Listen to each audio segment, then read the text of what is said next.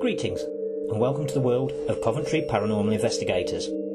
If you follow us on the internet via our YouTube, Facebook, Google+, or Twitter pages, you will know that we at CPI pride ourselves on our investigation techniques. When we go on an investigation, we try to find the reason behind the experience.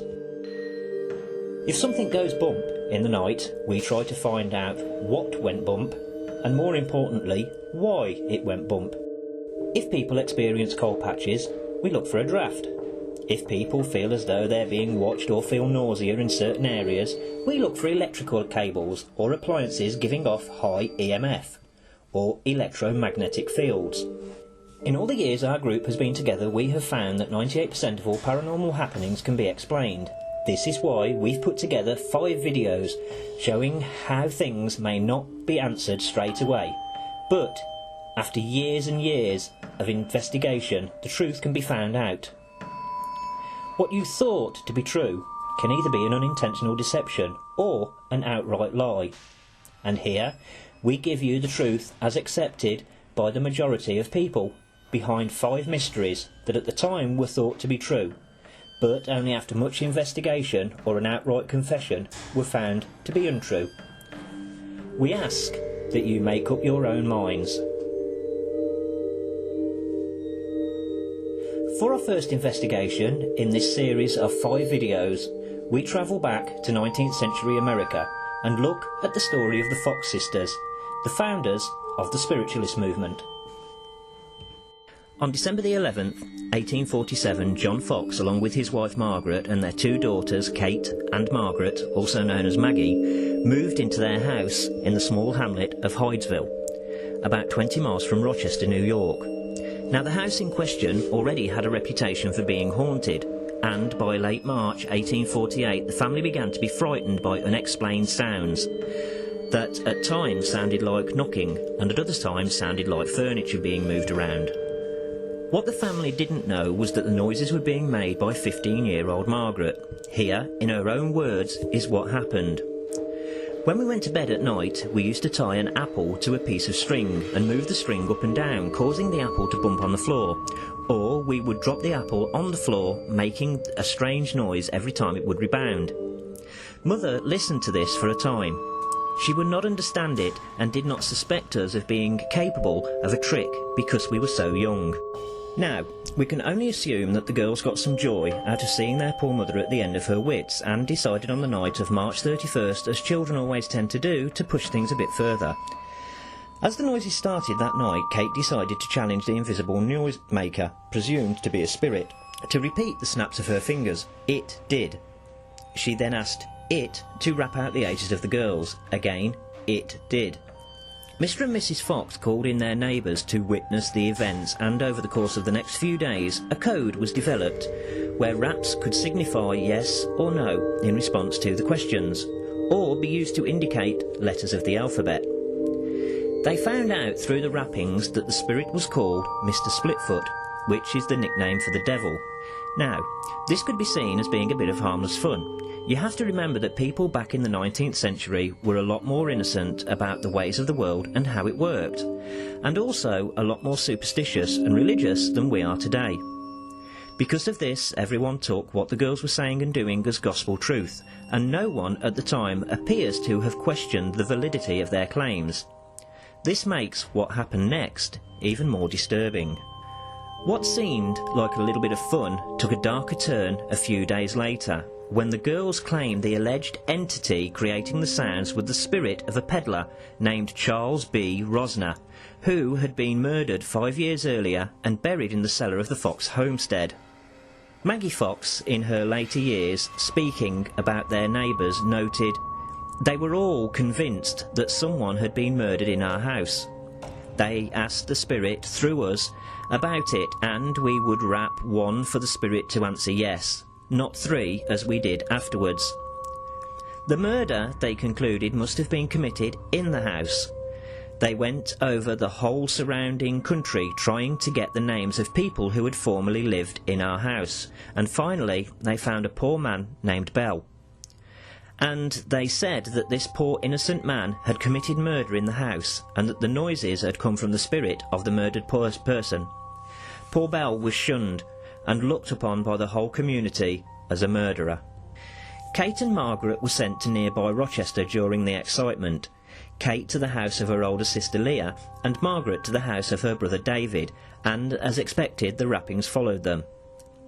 The story could well have ended in Rochester, but community leaders Isaac and Amy Post were intrigued by the Fox sisters' story and by the story of the peddler who had been murdered in the farmhouse 5 years beforehand.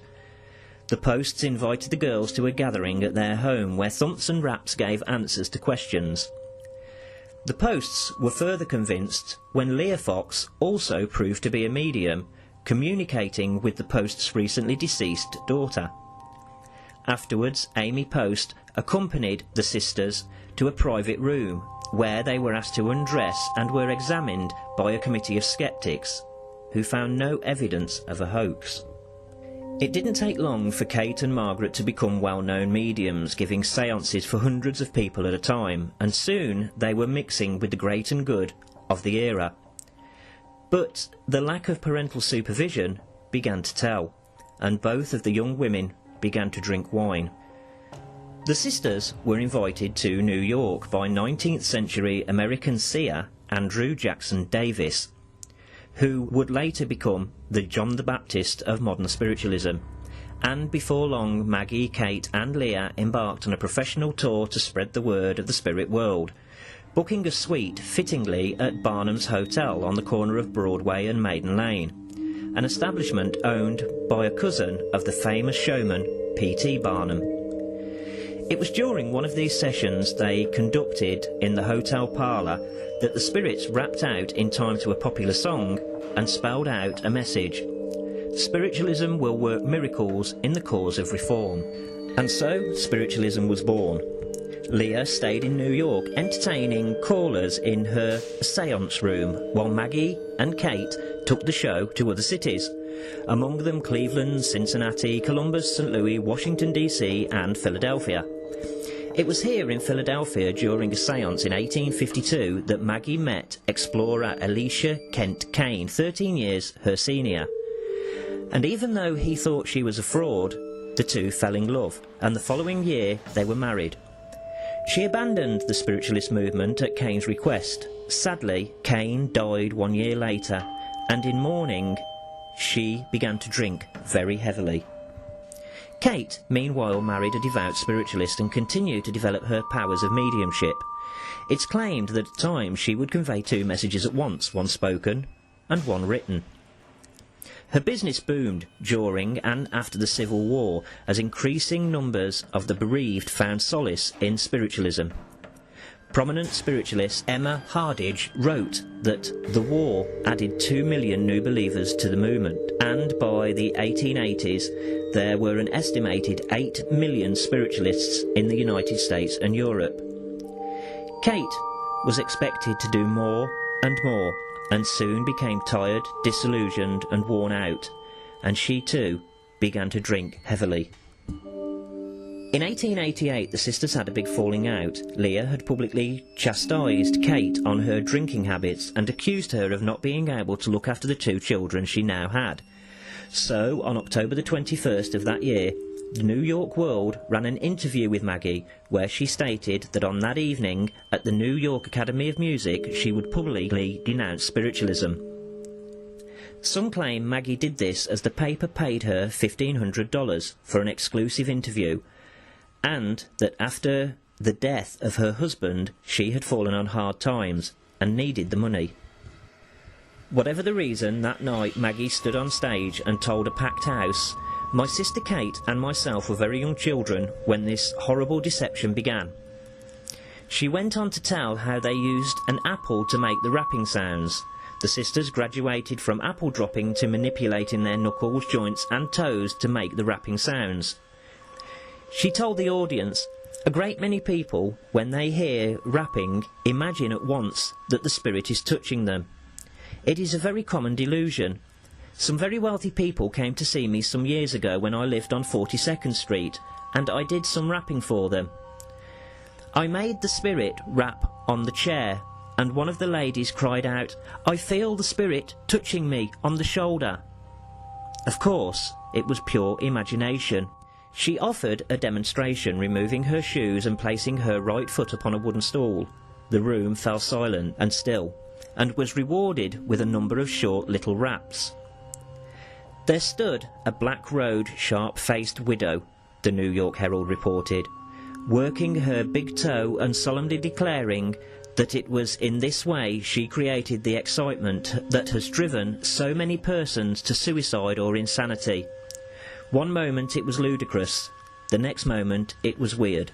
Maggie insisted that her sister Leah knew that the rappings were fake all along and greedily exploited her younger sisters. Before exiting the stage, she thanked God that she was able to expose spiritualism. Many thought that this would be the end of the spiritualist movement, but its believers closed ranks, and in fact it went from strength to strength.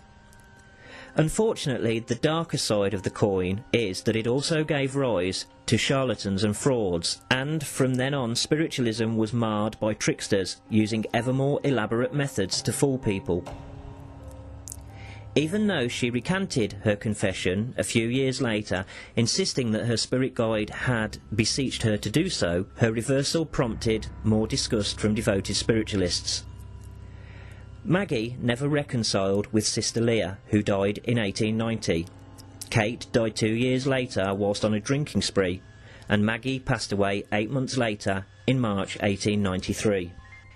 It's worth stating that investigation at the time and also to the present day has never been able to find anyone named Charles B. Rosner associated with the Fox House or even reported missing.